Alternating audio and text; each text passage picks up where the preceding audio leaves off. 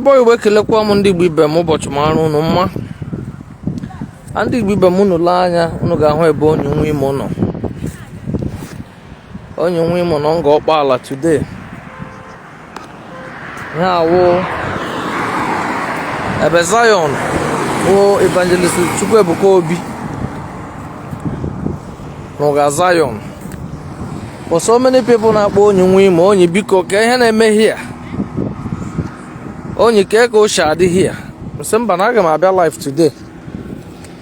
Unu wara anya unu hụ ka ebe a shi ekwu. Unu ga-ahụ ihe development Ebuka Obi na-ewetele here. Unu ga-ahụ ka she clean everywhere. Ya the major express road. Ya o express jebere River State. Unu lee anya unu ga-ahụ ka ọrụ si aga. Unu ga-ahụ ka ọrụ si aga. A na-arụ morning and night here. Unu ga-ahụ ma solar ndị ihe tinyejuru maka ndị ọrụ ka nwee ike na-ahụ ọkụ n'abalị eji arụ ọrụ. Unu ga-eji anya unu hụ ka everywhere si aga. Ihe a ka people si ekwu n'obodo a na ndị obodo ala ferele.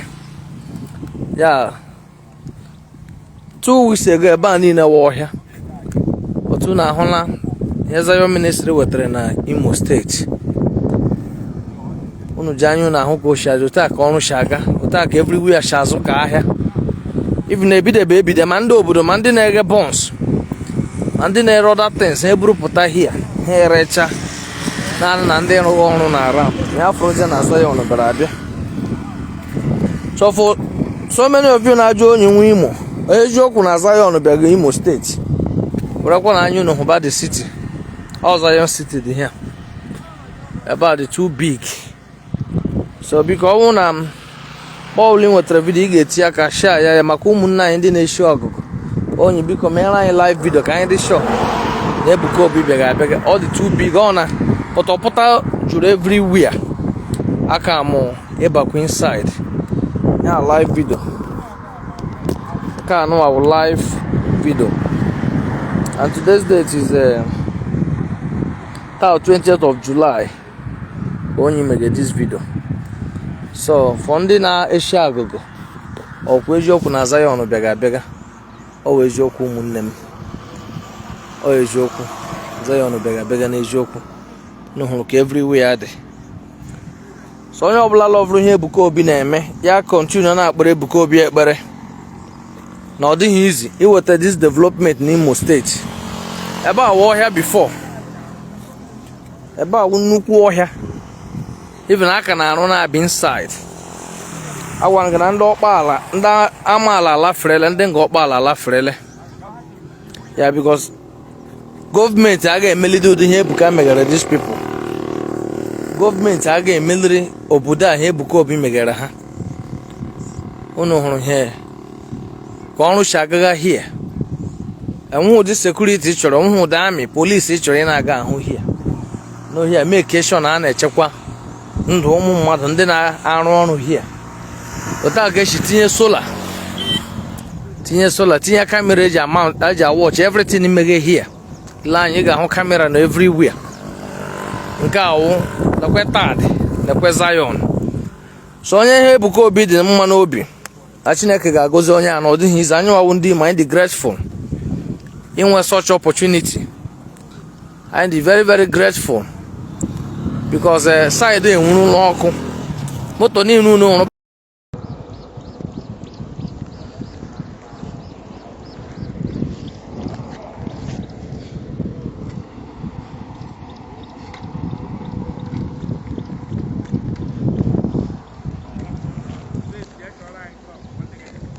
ya ụmụnne m iwu na adịla ọkụ na netwọk n'ohi adịcha strong. Ya first broadcast anyị na-eme netwọk bịara bịa kọtụọ ya. Ọ unu lee anya unu ga-ahụ ihe ndị mmadụ na-ekwu. Otu a ka ebe a si azụ dị ka ahịa. Ebe a na-azụ dị ka ahịa. Enwere caterpillar everywhere. Enwe ụdị security chọrọ side ị na-aga ahụ. Otak everywhere shazo de ka ahia. Ya village echefuru echefu. Unu hụrụ ka Zion shi butekwa mmepe. Biko kemgbe m chịrị ụwa anụbe m ebe a na-akpọ amaala amantu before. Ọ Zion ministry gba anyị bịa this side. Anyị anụbe ebe a na-akpọ amaala amantu kemgbe m chịrị ụwa. Ọ evangelist Ebuka Obi mere ndị community a ji ụrụ ndị batarala na map. Ile anya caterpillar karịrị even aka na-ebute mmụọ. Aka na-ebute mmụọ ya Zion Grand. Today was 20th of July. You ga-ahụ na onye nwe imo no life here. For so many people can enwe that. The show na Ebuka ga-aga aga. The show onye na-akpọkwana m ya na anọ m live broadcast ka onye na-akpọ m. Biko ụmụnne unu akpọla akpọ anọ m live biko ni. Unu akpọla call a na-enye ya nsogbu. Unu hụrụ na caterpillar karị. Otaka ihe niile shaga. So we thank God for Evangelist Chukwu Ebuka Obi. Icheta anyị nwawu ndị Imo State. I am very very happy and grateful. Ọ na unu ma ebe a 2 weeks ago ihe awa ọhịa. Ebe a woke ọhịa. Unu hụrụ ka o shi sete ha eji ebutega ngwa ọrụ. Arụghị ọrụ here day and night. Day and night. Day and night. Maka so many network. Our network is very very bad. Network is very very bad here. So we thank God for everything. We thank God for everything. Anyị kelere Chineke icheta Imo State. Onye ihe ọma na-adị ha mmasị ya ga-ahụ ọgọ transform ụmụnne. Ebe a ime ọhịa before egbuo gị here, enwe onye ga-achọta gị n'ụwa. Ọtụnụ hụrụ naanị na Zion bidoro ọrụ here. Ị ga-anọ here ahụ and nga wee ho community. Ị ga-anọ here. Hụ onye nọ very far away. Ịhụrụ caterpillar ọka nkụ day and night ka anọ ọrụ here. Day and night. Otaka esha anyị Chineke gozie our prophet Evangelist Chukwu Ebuka Obi for remembering Imo State. Ya obodo echefuru echefu. Ile anya na mgbago ịhụrụ ihe na-ekwu ebe a. Anwụghị ụdị moto, anwụghị ụdị soja, anwụghị ụdị polisi ị na-aga ahụ. Na mgbago enwekwa obodo shi dị busy now. Ọ bụrụ maka Zion.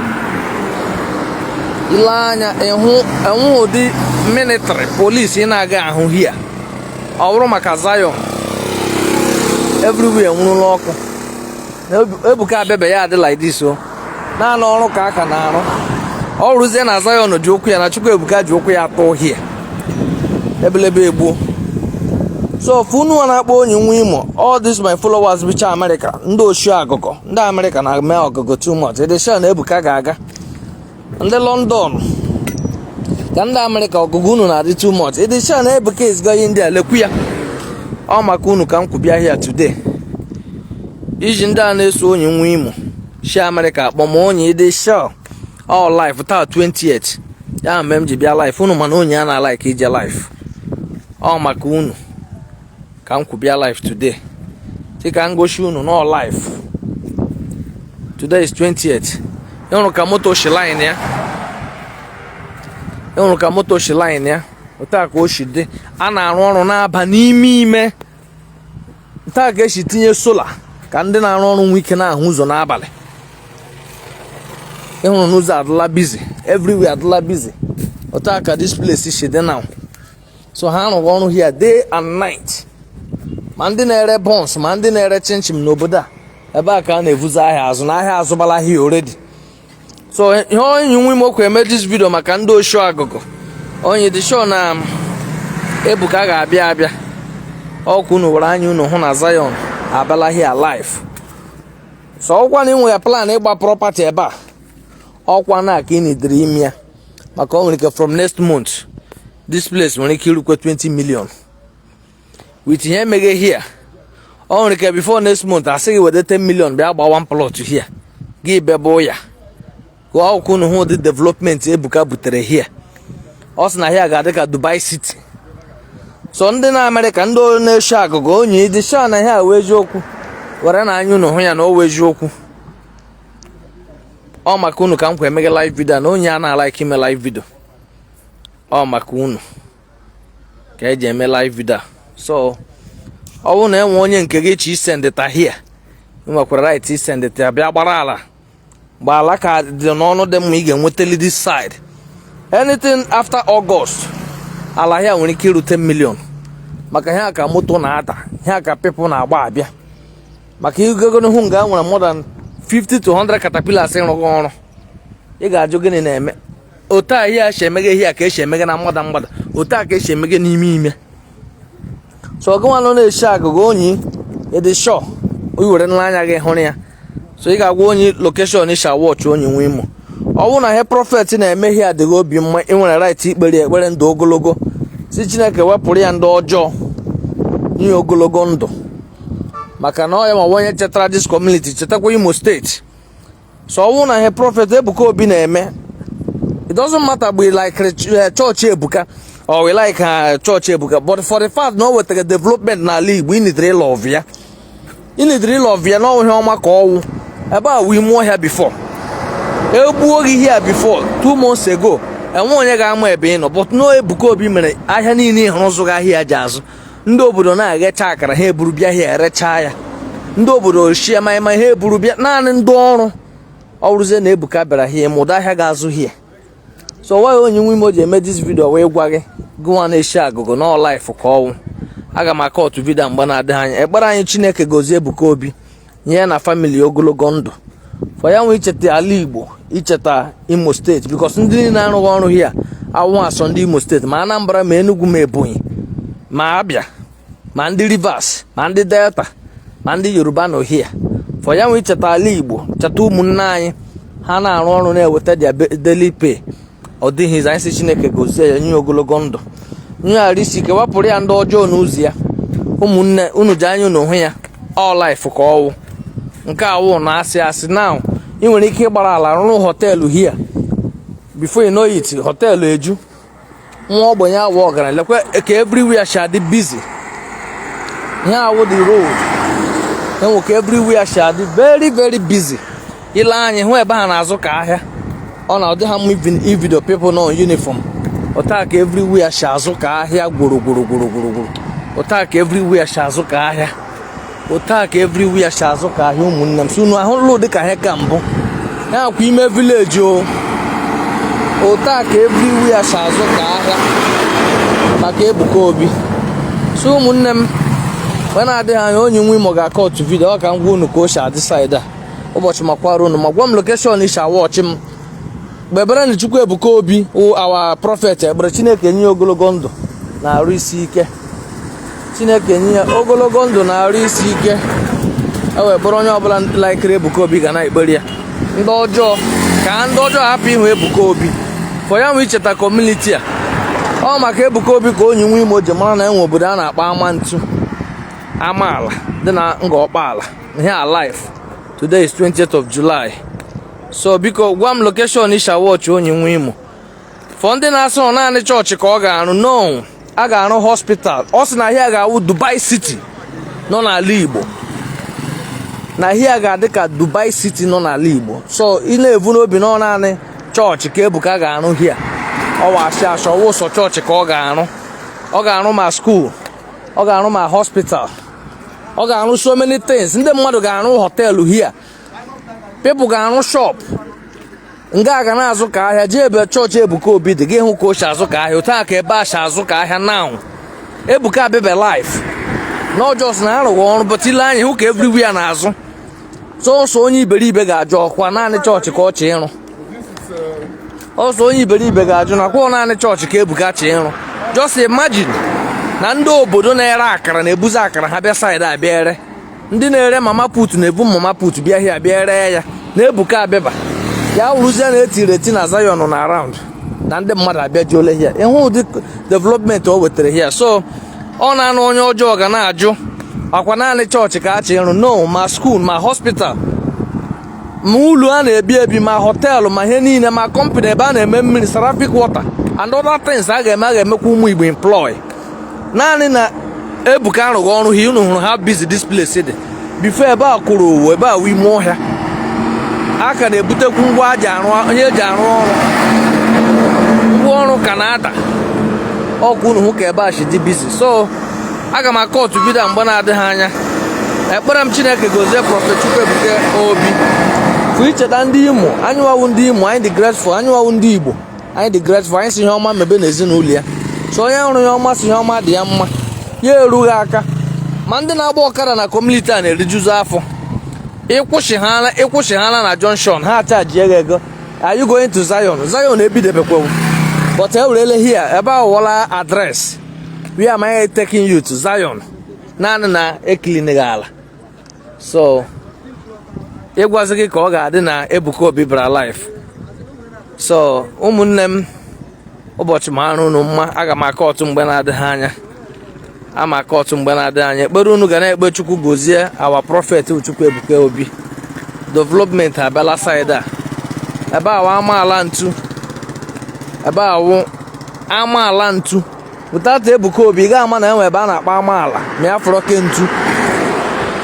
Ka ihe Ebuka mere, ka ihe Ebuka mere, at least o mere gị mara ebe a na-akpọ amaala ntu. So onye na-ajụ ka ihe Ebuka Obi fụrụ ime ịmarago nle ebe a na-akpọ amaala ntu dị na nga ọkpaala. So naanị nke a, naanị development ọ webatara here. Anyị na-ekperi ekpere ogologo ndụ na arụ isi ike. So ụbọchị mara unu ma ndị Igbo ibe, ngwa m location Isha watch onye nwe Imo. Aga m akọ otu vidio na. So enwe ihe ọbụla ịchọ ịjụ onye nwe Imo, ị nwere ike ịjụ m n'inbox ọ jụọ na comment section na aga m asakwa gị ya. So ọ bụrụ na ị ka na-ewe iwe na-abụ Ebuka Obi ọnụ ma akwa na ihe ọma ga-abịaru n'ezinụlọ gị.